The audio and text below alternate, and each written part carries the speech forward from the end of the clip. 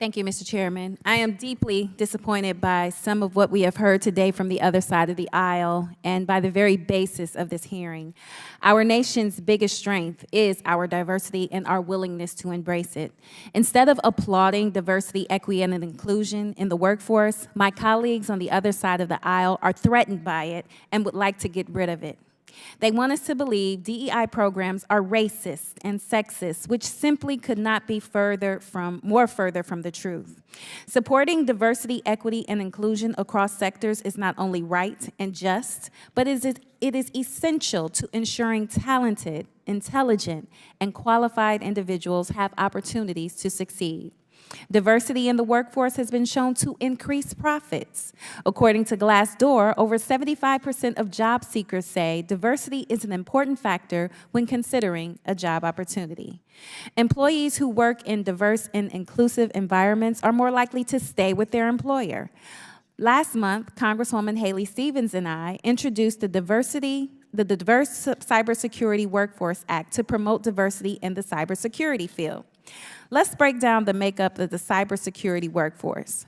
9% are Black, 4% are Hispanic, 1% is Native American, and only 24% are women. There are over hundreds of thousands of unfilled cybersecurity roles in this country ready to be filled, and they should reflect the strategic diversity of this country. Diversifying the cybersecurity workforce is just one example of how diversity, equity, and inclusion makes our country safer, our economy stronger, and our diverse communities more prosperous. DEI programs are needed and necessary. So, Ms. Wiley, if you could share with us why it is important for both the private and public sector to be intentional about incorporating diversity, equity, and inclusion efforts, particularly in recruitment and talent development. Thank you for that question. And as corporations themselves have pointed out, both being in compliance with the law as they do it, but it has increased their ability to be competitive.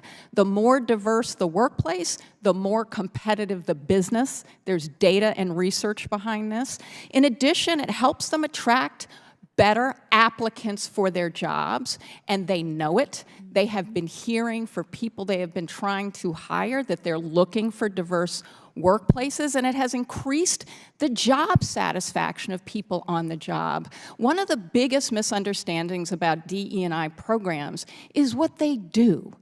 Because a huge part of what they do is give employees ways to get to know each other and find ways of working together effectively. So when we're talking about diversity, equity, and inclusion, we need to remember that it's identifying unfair barriers to opportunity for highly qualified people, whether it's promotion or hiring, as well as to ensure that employees are working well together, enjoying the workplace, and wanting to stay there. That is good for everyone, and it is non-discriminatory. It does advance our civil rights. And the only last point I want to make about this, because we keep talking about this in the wrong ways. The right way to think about this is to think about the fact that while we have made progress and we celebrate it, that we at the same time see research that if your name sounds white and you have the exact same resume as the person whose name sounds Black, exact same resume, these are experiments, these are tests, this is research, you are half as likely to get the job. We're 26% less likely to get the job if you are the Black person or if you have a Black-sounding name or a Latino name. That is not fair, equal opportunity. It is discrimination masking in colorblind ways, and the law and our case law is designed to say you don't get to hide behind the fact that you haven't said it out loud. Thank you for that. And while it's important to focus on increasing diversity in recruitment efforts, it's also important to focus on diversity, equity, inclusion, and employee retention.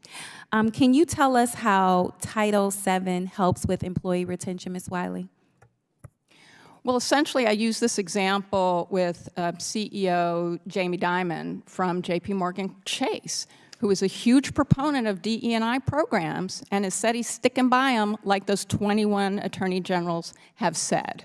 But part of what it helped him do is see when he was losing talent he didn't want to lose, black employees who were passed over for promotion, it helped identify where and how they could create more fair, more practically important opportunities to ensure that the opportunities were available for advancement for people who are black who are qualified for the promotion. That is just it's retention, and it's retention in compliance with Title VII.